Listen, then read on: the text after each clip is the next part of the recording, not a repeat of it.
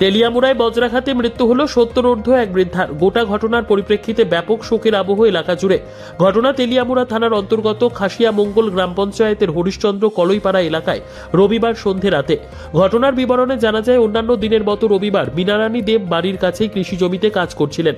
সাথে ওনার ছেলে আশিস কুমার দেব নিজেও ছিলেন।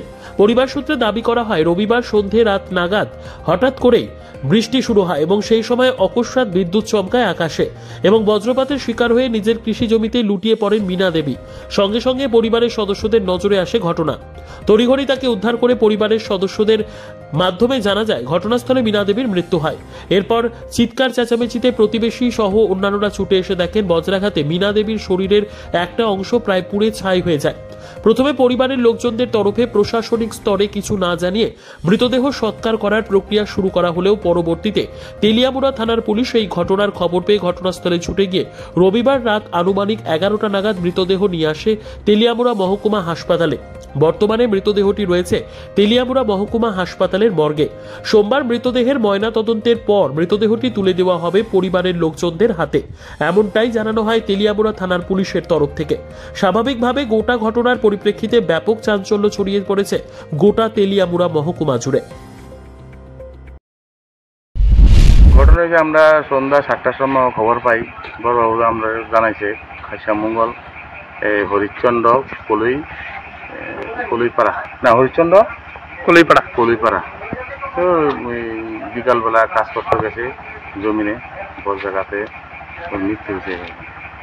এখন স্যার মৃতদেহ নিয়ে আসছেন? এখন মৃতদেহ নিয়ে আসছে হাসপাতালে, এখন মর্গে রাখছি, কালকে পোস্টমর্টম হবে। নামটাম কিছু কি স্যার জানা গেছে? নাম দিছে, জানা গেছে। নামটা কি? নামটা হয়েছে মীনারানী দেব। বয়সটা কিছু? বয়স 70। বিকাল 5টা আনুমানিক 5:10 বাজে তখন তাই নিয়ে মরিচ ক্ষেতে কাজ করতেছে। কাজ করার পরে আমরা পাশাপাশি মরিচ ক্ষেতের কাছে যারা এনেছিলাম, তাই নিয়ে ছেলে একটা কোদাল একবার নিয়ে কাজ করছিল। সেই কোদালটা দিয়া যাওয়ার জন্য আইসে সেটা মানে এখানে 2 মিনিটও দাঁড়াইছে না, এমনি বিজলিটা মারছে, বজ্রপাত। এরপরে যা সঙ্গে সঙ্গে ক্ষেতের দিকে দৌড়ে গেছে, গিয়া দিয়ে মা ক্ষেতের দিকে ফিরে আসে। তখন সিল্লি মারছে, সিল্লি দেওয়ার পরে দৌড়ে আমরা গেছি, গিয়া দিই ফিরে আসে, নাক যা মুখে ধরো পেয়ে পড়ছে, চুল টুল ফিরে আসে, পুরা গন্ধ বেরিয়ে আছে। সঙ্গে সঙ্গে দুইজনে এই মহিলার ছেলে আর আমি দুইরা বাড়ি দিয়েছি। আর লগে আরেকজন ছিল, হেও ধরছে, দুইরা কান্ত করে বাড়ি চালছি আনছি করে পাড়া প্রতিবেশী জানছে তারা সবাই। ওনার নাম?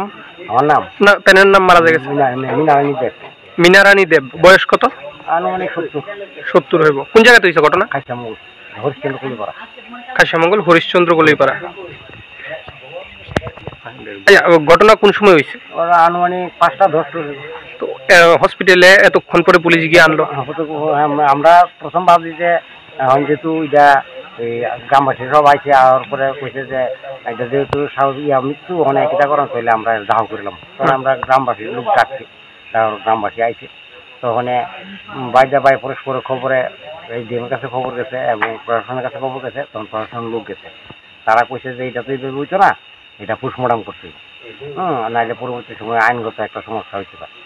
ওই এরপর তখন গ্রামবাসী কইছে ঠিক আছে, তাহলে আমরা যখন আইসি ওখানে আইনের প্রশাসনতে কাজ করো, আমরা আগামীকাল আবার আমু, তাহলে হসপিটালে এলো। তখন তারা যে আত্মীয় স্বজন আছে তারাও সুনামরা মেলাঘর থেকে আইসে, তারা আইতে অনেক ঘুরে গেছে, তারা দেখুন লাগে এতক্ষণ লেট করা হয়েছে, নাইলে এর আগে হসপিটালে নিয়ে চলে গেছে, তারা লেগে অপেক্ষা করে বেরিয়েছে।